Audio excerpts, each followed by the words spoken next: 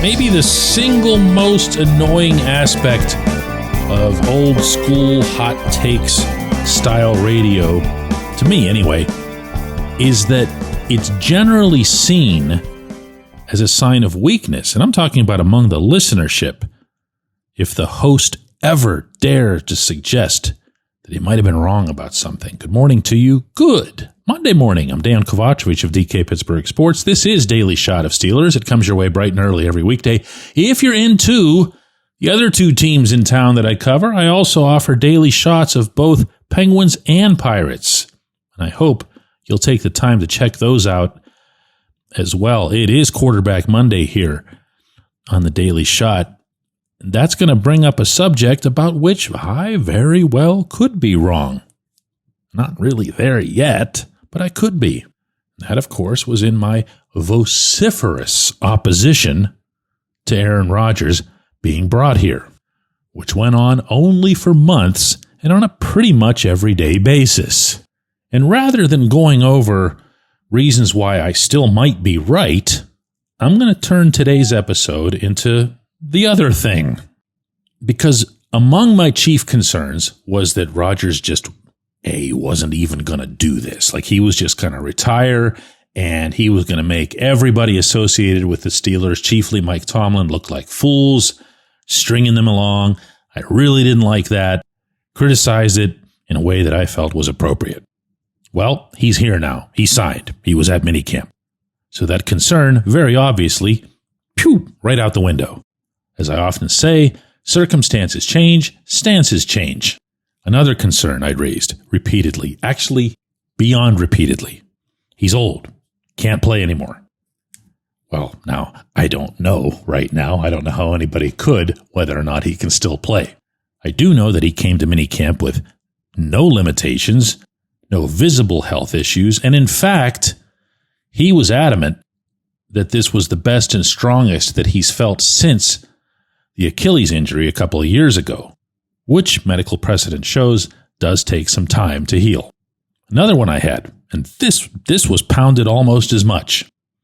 There was a chance, because he wasn't going to be invested in a Super Bowl or the Steelers or Pittsburgh, that he wasn't going to be all in the way I know for a fact his veteran teammates will.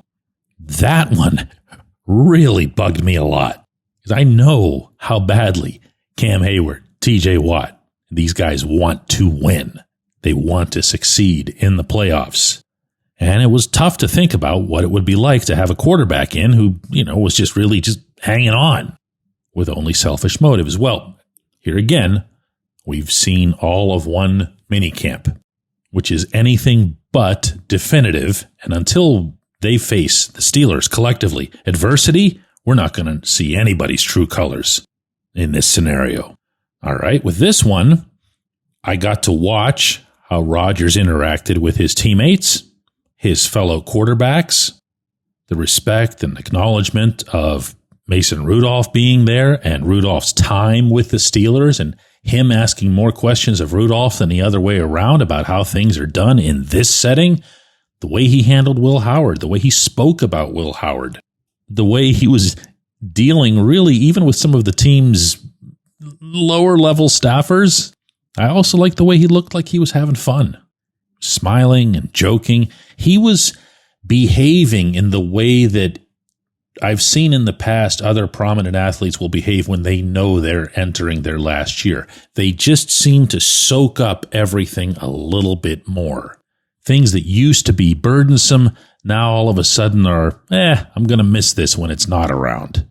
Add to this that since minicamp, Rodgers has invited a few of his teammates, he hasn't said who, to join him out in Malibu to do some more work. Now, I'm going to presume that those are wide receivers and tight ends. And to be honest with you, I kind of hope they are wide receivers and tight ends, so that when he does show up in St. Vincent College, heck, when they all show up in St. Vincent College, they're not still on the what was your name again basis.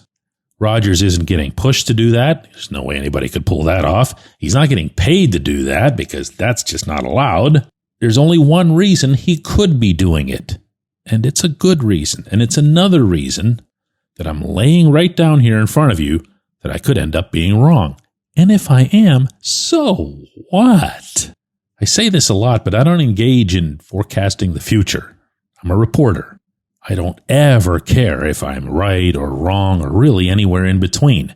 What I care about is that the morning that I'm communicating with you, and I'm grateful to have you here every single time, believe me, on that morning, I want to be coming at you with an opinion that I find to be honest and genuine and based on real information, to the best of my ability to gather that information. That's it. And when the show's done, the show goes out, the show's over. Like it's just totally over.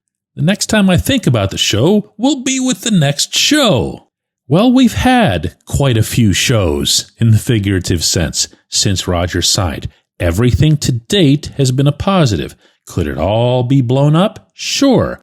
Could this signing prove to be disastrous? Sure. Will I have been proven right if that happens? Heck no. And even if anyone were to see it that way, I wouldn't care. So far, so good. I'm eager to see more, a lot more. When we come back, J1Q. Luxenberg, Garbett, Kelly & George is a personal injury law firm in Western Pennsylvania that represents injured people in automobile accidents, workers' compensation cases, and medical malpractice claims. The attorneys at Luxenberg, Garbett, Kelly & George pride themselves in doing what they say they're going to do. It's important to them that when they make you a promise, they keep that promise. And this law firm has been keeping promises for over 80 years. Luxenberg, Garbett, Kelly & George has been AV rated. That's the highest rating a law firm can receive for legal ability and ethics. And the lawyers at the firm have been designated super lawyers, that's a real thing, for over 15 years. Rare combination there. Luxenberg, Garbett, Kelly & George has offices in Cranberry, Newcastle, Beaver Falls, Butler, and Elwood City. Learn more about them at lgkg.com or by calling 888-842-5454. Again, that's 888-842-5454.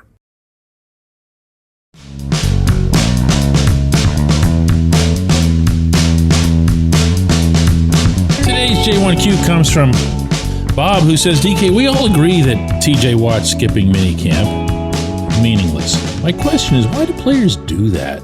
Skipping minicamp doesn't improve TJ's negotiating position with the Steelers. Attending minicamp doesn't diminish his position.